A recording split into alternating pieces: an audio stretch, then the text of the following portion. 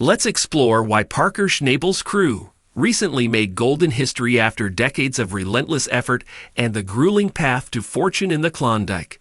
The crew is under constant pressure, racing against time to unearth sufficient gold to justify their strenuous work. Despite the routine being generally tough and monotonous, they hold on to the hope that their persistence will eventually result in a substantial payoff. Mining on television often appears glamorous and successful, but the reality for Parker Schnabel's team is a stark contrast. Filled with hard and repetitive tasks, frustrations mount whenever machinery breaks down, with each minute of downtime costing around $25 Canadian dollars. The team battles not only broken equipment but also the relentless ticking of the clock in the harsh Klondike conditions. Even though Parker sometimes offers bonuses to his top workers, the typical pay remains low, highlighting the tough nature of manual labor and the often crushed dreams of earning big. The machine operators play a critical role, driving large Caterpillar trucks that carry up to 50 tons of ore to the processing site.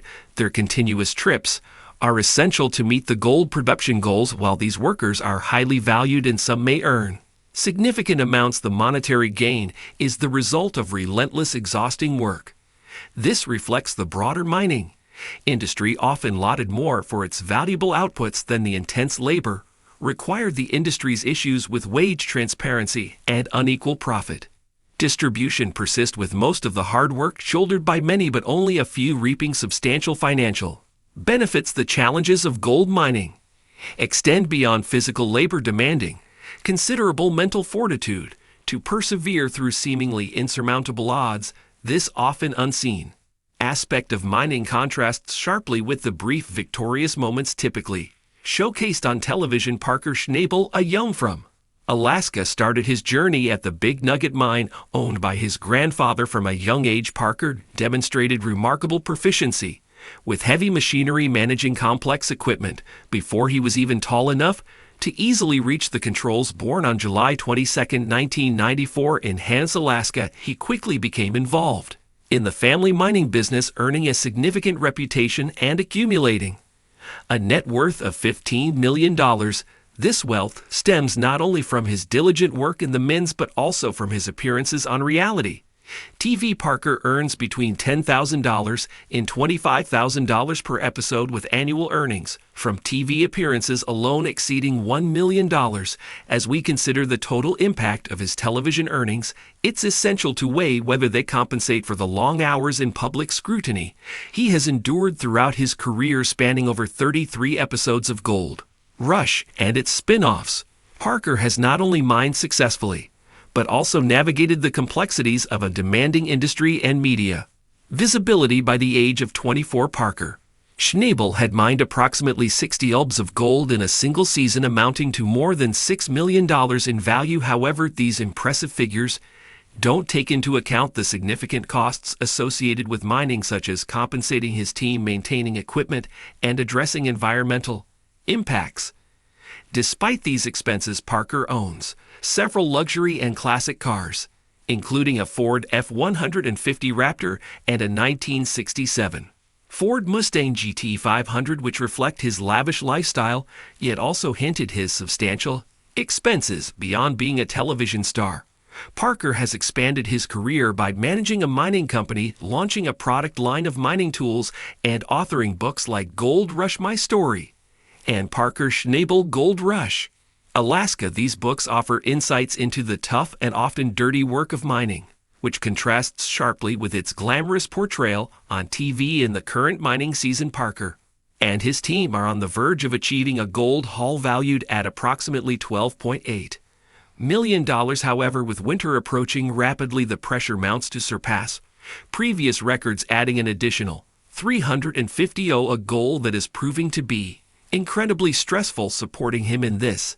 endeavor are Tyler Mahoney, his operations manager, and Mitch Blash, his chief technician, who together face the stark financial realities of their profession. This year, their expenses have ballooned to over $5.4 million, and they have yet to recover the costs from their venture at Mud Mountain as the mining season peaks at Big Red's last chance.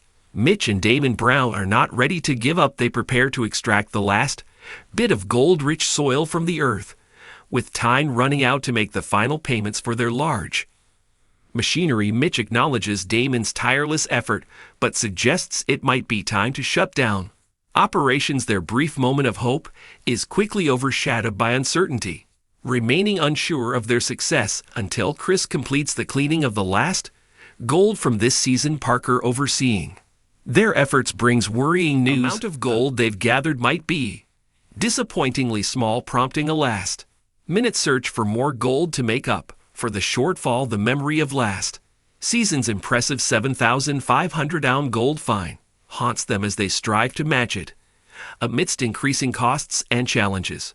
Each day involves extensive labor, pushing the team's stamina and willpower. The lines between personal and professional struggles blur as they experience victories and setbacks, all a part of their tough life mining for gold.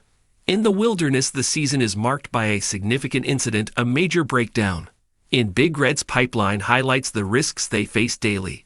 The bulldozer accident wasn't just a minor problem, it was a disaster that completely severed the pipeline, causing a massive flood from the cleaning facility. Nona, leading the operations, quickly called for assistance as vital water gushed out uncontrollably, wreaking havoc at the cleaning plant. This critical breakdown struck the manifold crucial for directing water to key areas, halting all activities at the plant. Mitch, responsible for managing this emergency, faced a dire situation. Immediate action was required.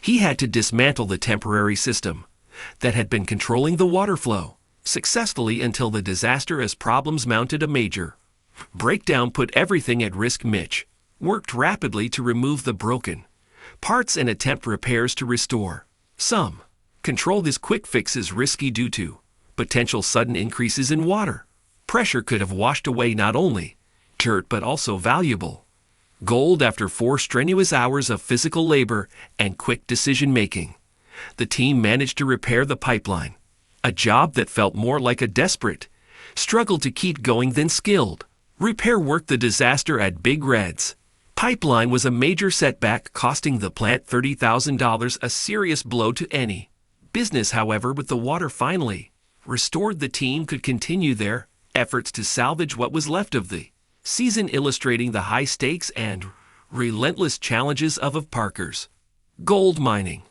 operation. With the water now flowing again, there was a slim chance to recover some of the financial losses despite the makeshift repairs and the unreliable performance of the system. This incident was a harsh lesson in the complexities of managing large industrial operations, demonstrating how quickly things can go wrong in the intense pressure to fix problems with few resources and under tight deadlines. The issue wasn't merely the physical damage to a pipeline, it served as a vivid reminder of the ongoing struggle against equipment wearing, the unpredictable challenges of operating in a high-stress environment. Caught in a race against time, Parker was determined to extract as much gold as possible before the harsh Alaskan winter hardened the ground. His goal to exceed the previous year's record of 754 ounces of gold now seemed excessively optimistic. Meanwhile, Nona, who usually brought stability to the site, was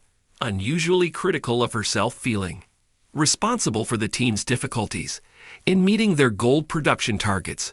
Her self-blame added more stress, increasing the already rapid pace of work at the mine. Daily new problems arose, requiring the team to frequently stop the pumps to fix sudden mechanical issues. Fred Dodge had tried to maximize the gold output by pushing the system beyond its limits. The result was a clogged distribution box filled with dirt, causing a significant slowdown in the water and dirt flow through the slough lines. This bottleneck turned what should have been an efficient process into a sluggish and ineffective mess. Parker's high expectations pushed everyone to their limits. He set a daunting weekly target of 420 ounces of gold to keep the operation on track, and falling short of this goal only added to the pressure.